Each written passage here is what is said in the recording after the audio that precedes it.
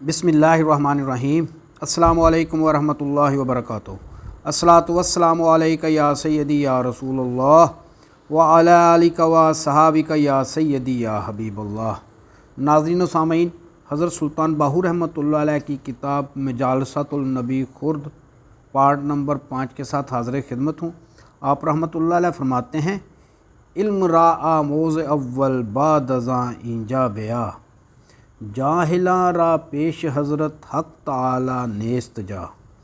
پہلے علم یعنی تصور اسم اللہ ذات حاصل کرو، پھر اللہ تعالیٰ کی طرف آؤ، کیونکہ جاہلوں یعنی اسم اللہ ذات سے غافل و محروم لوگوں کے لیے اللہ تعالیٰ کے پاس کوئی جگہ نہیں ہے۔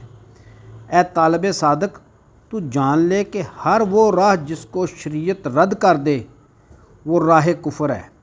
اصل شریعت نص و حدیث و قرآن ہے، اور قرآن محض اسم اللہ و ذکر اللہ ہے، جیسا کہ نبی اکرم صلی اللہ علیہ وآلہ وسلم نے فرمایا ہے، ذکر اللہ فرض من قبل کل فرض۔ اللہ کا ذکر تصور اسم اللہ ذات تمام فرائض پر مقدم ہے۔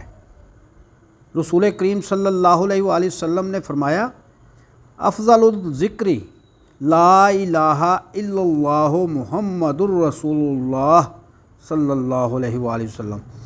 کلمہ طیبہ تمام اذکار سے افضل ہے۔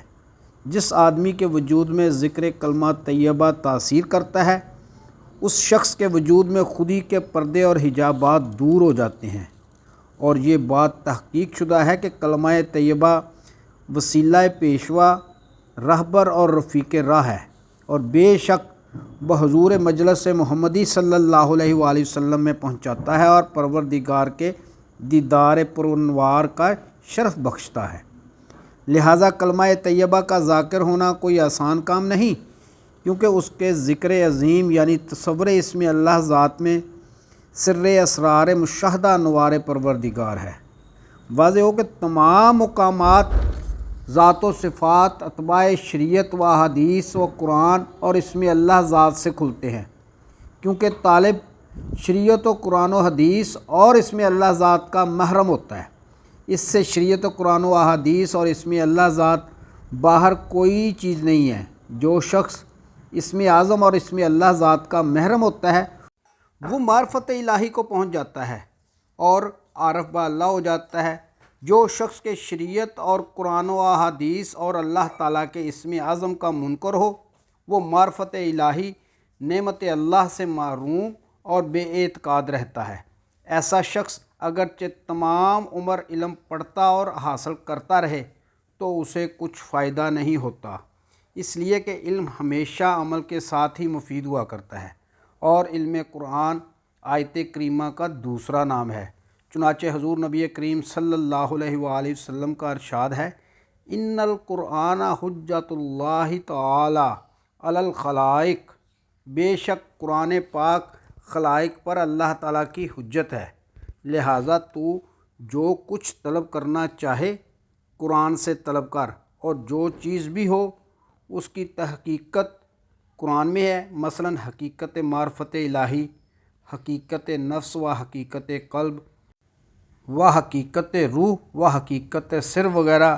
چنانچہ اللہ تبارک و تعالی پارہ نمبر 7 سورۃ الانعام آیت نمبر 59 میں فرماتے ہیں، وَعِندَهُ مَفَاتِحُ الْغَيْبِ لَا يَعْلَمُهَا إِلَّا هُوَ وَيَعْلَمُ مَا فِي الْبَرِّ وَالْبَحْرِ وَمَا تَسْقُطُ مِنْ وَرْقَةٍ إِلَّا يَعْلَمُهَا وَلَا حَبَّةٍ فِي ظُلُمَاتِ الْأَرْضِ وَلَا رَطْبٍ وَلَا يَابِسٍ إِلَّا فِي كِتَابٍ مُبِينٍ۔ اور اسی کے پاس غیب کی کنجیاں ہیں، اس کے سوا اور کوئی نہیں جانتا۔ جو کچھ کے خشکی و تری میں ہے اسے معلوم ہے، اور کوئی پتا نہیں جھڑتا مگر وہ اس کو جانتا ہے، اور کوئی دانہ زمین کے اندھیروں میں نہیں گرتا، اور نہ کوئی خشک و تر بات مگر یہ کہ وہ سب کتاب مبین میں درج ہے۔ تمام قرآن پاک بلکہ دیگر تینوں آسمانی کتابیں منجملہ تمام صحائف آسمانی کہ ہر شے دراصل اسم اللہ ذات کی تشریح ہے، اور اسم اللہ ذات ہی ایک لا زوال لا فانی بے مثل و بے مثال حقیقت ہے، جبکہ اسم اللہ ذات سے محروم مردہ دل جہلوں کے متعلق حضور نبی کریم صلی اللہ علیہ وآلہ وسلم کا فرمان ہے، اعتقاد الجہالوں کا کدیب الحمار، جاہلوں کا اعتقاد کمہار کے گدھے کی مانند ہوتا ہے جسے جدھر چاہو چلا لو۔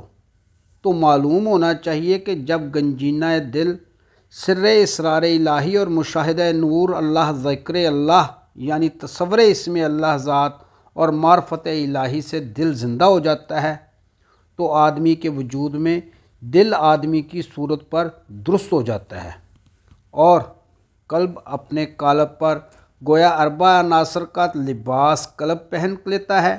جب حواس خمسہ دل یعنی باطنی حواس کشادہ ہو جاتے ہیں تو حواس خمسہ ظاہری نفسانی بند ہو جاتے ہیں، تو تاثیر اس تصور اسم اللہ ذات سے دل کی باطنی آنکھ روشن ہو جاتی ہے اور تصور اسم اللہ ذات قلب و قالب کو سر تا قدم اپنے قبضہ میں لے لیتا ہے، بلکہ دل روح کا لباس پہن لیتا ہے۔